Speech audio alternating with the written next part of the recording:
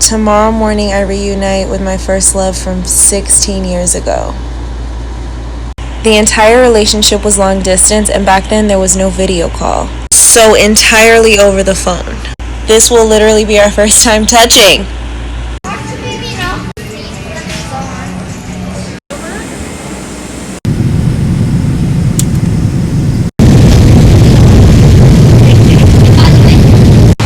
I just landed. I'm so nervous. I can't breathe with this on. I couldn't breathe the whole flight. I'm so nervous. What's up, you guys? It's your girl Kalima, and you are watching Kalima's Camera, where I help you get it up. Get your edutainment up, get your positivity up, and I'm gonna help you get this quarantine life up, because quarantine has been insane. 2020 has been literally insane, and I hate to admit that I'm just that YouTuber that I'm such an extroverted introvert. I'm a perfectionist, so unfortunately, I would love to be consistent, but I have to really be connected in order to get out and get up and deliver some content. I'm also very goal-oriented driven. If I don't really see a point in it and it doesn't really resonate to a specific goal, it's going to take longer for me to do it. And even though I have thoughts, literally I have a list of ideas of different topics, but it has to make sense in my life, otherwise it's not gonna happen. And I'm not gonna feel guilty for not being a slave to YouTube, especially when I don't feel like the response is there. I think that I have a lot of support, and thank you guys, every single one of you guys who have already subscribed, who likes my content, who engages with me.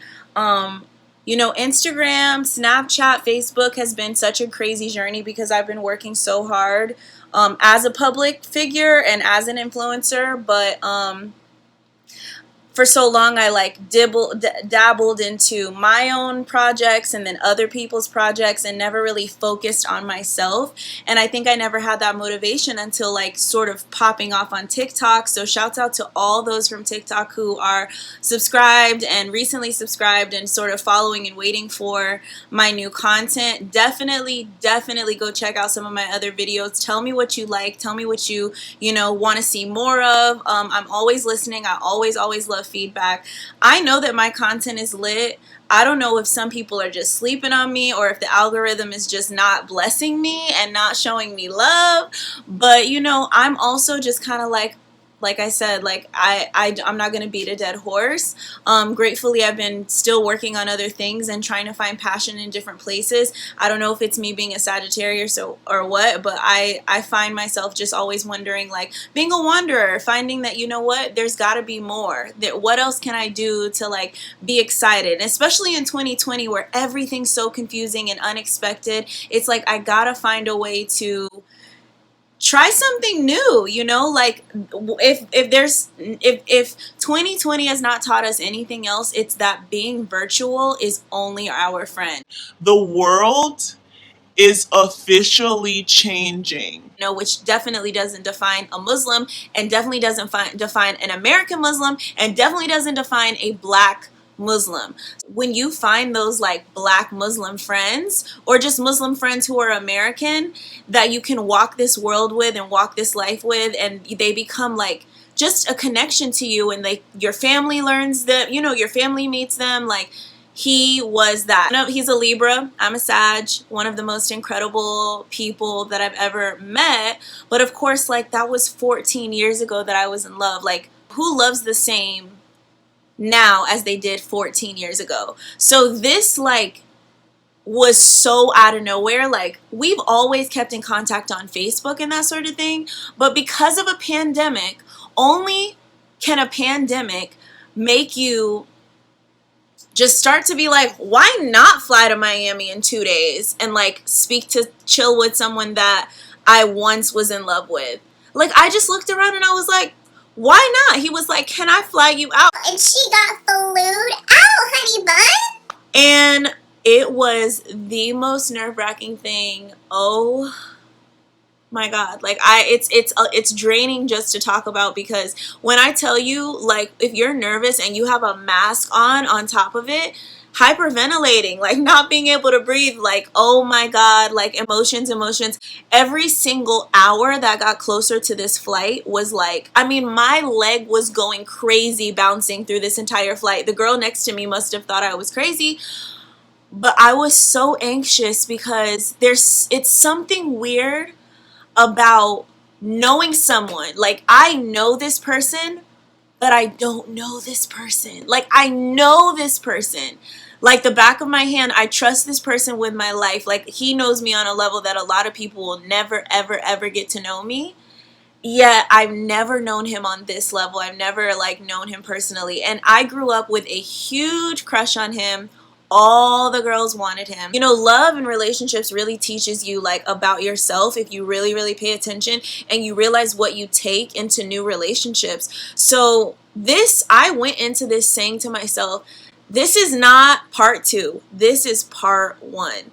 I'm going to treat this like a brand new person. I'm going to treat him like, you know, I do love you, I do respect you, but who are you now? And do you fit my life now? Like, who am I? First of all, answer, like, who am I truly to you? And why do you feel like it didn't last? Who are you truly to me? Yeah, like for me, you're my first love. You are really like the first dictionary of what I understand love to be. And you kind of like mapped out my, I guess, expectations of like what love really is, like my heart with everyone else that I meet. I feel like I've never been so vulnerable with anyone else. Yeah. And with me, yeah, similar to that, but from a guy's standpoint, like, you were the first I could really like let my guard down with when we weren't together. And I don't know, that had a bad and a good effect on me like later on in life. I let my guard down with a lot of females like too soon. And it was like, even when you first got in the car and we kinda like got a little frustrated, we were like antsy and shit.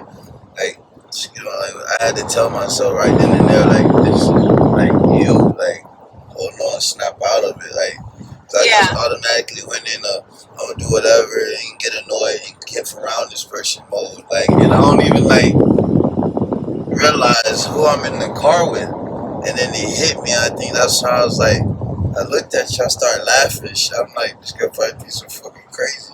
I'm like, damn, where you been all my life? even now, like even after all of that's happened, I still feel like I don't know what the future holds. Like, we're still talking, you know. I still think that he's worth, you know, investing in. But there's, you know, nobody's perfect, and there's things that we're gonna have to work out. Like, he's grown. He's 32. I'm 20 something. It's like, you know, we're just in different places in our life, and does it make sense to now like combine our lives? Like, we're still kind of long distance, but we're grown now. We can make a long distance relationship work. But yes, honey, I land. He reaches out for a hug. I hold him. Can't believe it. Feel his muscles, honey. 190 pounds of straight muscle, baby. And I'm just like, this is crazy. He goes in for a kiss, and I was like, no, this isn't The Notebook, Kalima. Like, we're not gonna like kiss like, oh my God, it's been years.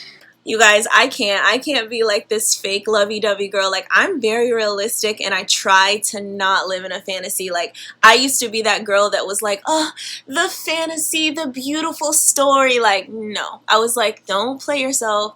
Be realistic. You can be romantic and still be realistic. So I was just like, no, let's not kiss yet. Let's be mature about this. Let's, you know, let's go. Let's head in the car. Let's like head out. How was that morning? Any highlights of that morning? That day was crazy. I was running around nervous. Yeah. You keep telling me pack. I'm like, alright. I didn't pack. I'm like, I'll just go shopping when she gets here. But I should have packed because we still ended up going back. Yeah. Everywhere I went, like, everybody's calling me, asking me for favors. Yeah. Literally an hour before I have to be down there for you. I'm like, dang, I should go there early just because the traffic. I decided not to. So as soon as I'm pulling off from the house, like I told you, everybody loves calling my phone. Yeah. I had to give like 3 people a ride. I didn't have to give them a ride at all, but it's just not in me to like ride past people like that, especially my friends. Yeah. So like a million people started calling me. I'm like, bro, I gotta go. My mom was like, bro, all you care about is this girl. Who you going to see? I'm like, man, mind your business. But like everybody's like, bro, man, what the hell? But they were surprised I was acting like that. And they were like, okay. But then I told like my mom and them, so they were like, of course, blowing my phone up. Did you get to Miami yet? Where are you? And I think it was like maybe 4 or something. And I pop in the door, and my mom's like, what the heck? Like, why are you still up here? Like, aren't you on your way to the airport? I'm like, well, can we get it if I leave like 4:35 o'clock, right? She's like, I hope so. Then I'm like, oh. Well, my plane got in at 6, so that means you had an hour, but you were still a little late, and it was because mainly I was on the wrong level, and I'm freaking out. Being in Miami was so beautiful. Oh my God. I was like, oh my God. You know, the food, oh my goodness, the Cuban coffee, like, was it Colombian coffee?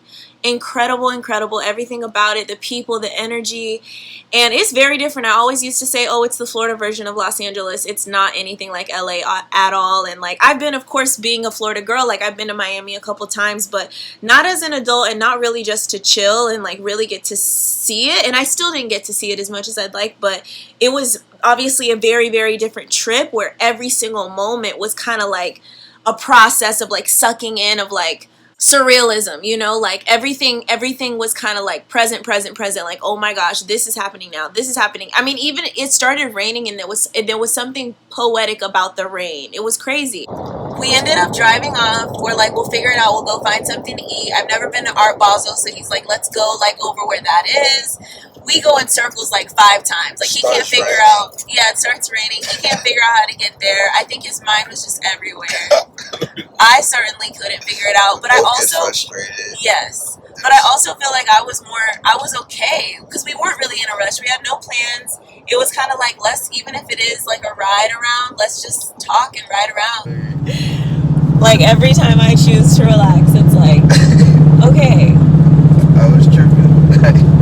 Well, you've been anticipating it. We've been anticipating it on like extreme for at least the past 24, 48 hours. 48 hours, 24 years type shit. What the fuck? Forever. God gotta be playing with me, yo. Like, I don't know who the fuck finally started hearing my cries or answers or prayers or whatever they give me right now, blessings. Like, and it's been ridiculous. Yeah, like, he was so nervous, and cut to like, I mean, literally, we didn't kiss until day 2.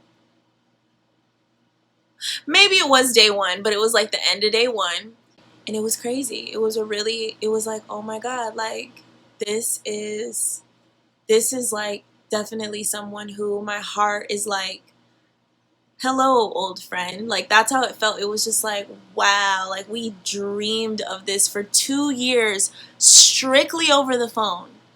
2 years strictly over the phone. We dreamt of this moment, and it's here. Of just touching each other, you know. He gets me this super beautiful Airbnb and takes me shopping. I mean, spins bands. Okay.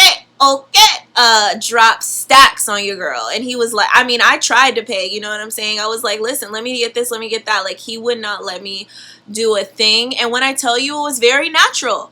Very like, this is my best friend, can't keep our hands off of each other. It was really, really, really crazy. And so we're in Florida already, so I'm like, let's go ahead and drive 2 hours to Tampa Bay. We surprised my mom. She's having a girls' day at the house, and she's just bawling, crying. He's so freaking excited. And we work out together. I mean, my family, gratefully, we have a little gym in the house, so we like worked out and just like spent the day, ate some good Southern food, and then we drove back, and just so many crazy, amazing moments, you know, just like, dang, like, this is so overdue, you know. And it's like, even for someone who's scared and has a little fear when it comes to falling for someone, there was something so safe because I already years ago knew that he was like one of my soulmates, you know? So there was this sense of safeness of like, I can do anything, I can open up to you about anything, and I feel very safe with you. So it was very, very different, such a weird dynamic. How was it for you so far? I feel like we've gotten to know each other on a personal level. Like when you talk to someone long distance on a phone for literally a year and a half, like you don't know their gestures, you don't know, like, you don't feel their energy, and it's a different type of energy. But I do feel like our relationship, even over the phone, was so magnetic, the energy, that's the same thing with me. Like, I had to check myself sometimes, like, you're not just a regular person. Like, I can have a little bit more patience with you. Like, I need to remind myself to have patience. Don't treat you like anyone else, like, oh, I'm over this, like, ready to go. Yeah. Like, no, like, this is actually someone who deserves to just, like, give all your patience to, and, like, really listen and understand. And, like, you've always said, like, I have so much to catch you up on, like, so much has happened in my life, and we've never really had the chance. We never do. Yeah. I would just spend that time just... Yeah, it's almost beautiful to, like, not worry about everything else, because this has been such a fantasy of us, like, just being together. I feel like it's been a distraction to all of the drama. It makes the drama feel minuscule. Like it's not there at all. It makes it feel small. And I don't feel like it's just a honeymoon phase. I just feel like if we are around each other, it's just gonna always be that type of vibe. Like, yeah, it's not forced or fake or... It isn't forced or fake. I feel like that's how you know someone is your real soulmate. I say it all the time. I think we all have multiple soulmates, because it doesn't matter how many years, how far you are apart, like, this person feels like home. They feel like family. Wow. And it doesn't necessarily mean that, like, you can't live without them. It means that even when you do live without them, the bond and the passion is still there. But also, like I said, like, I went through so much pain in between then that I don't really give guys time of day.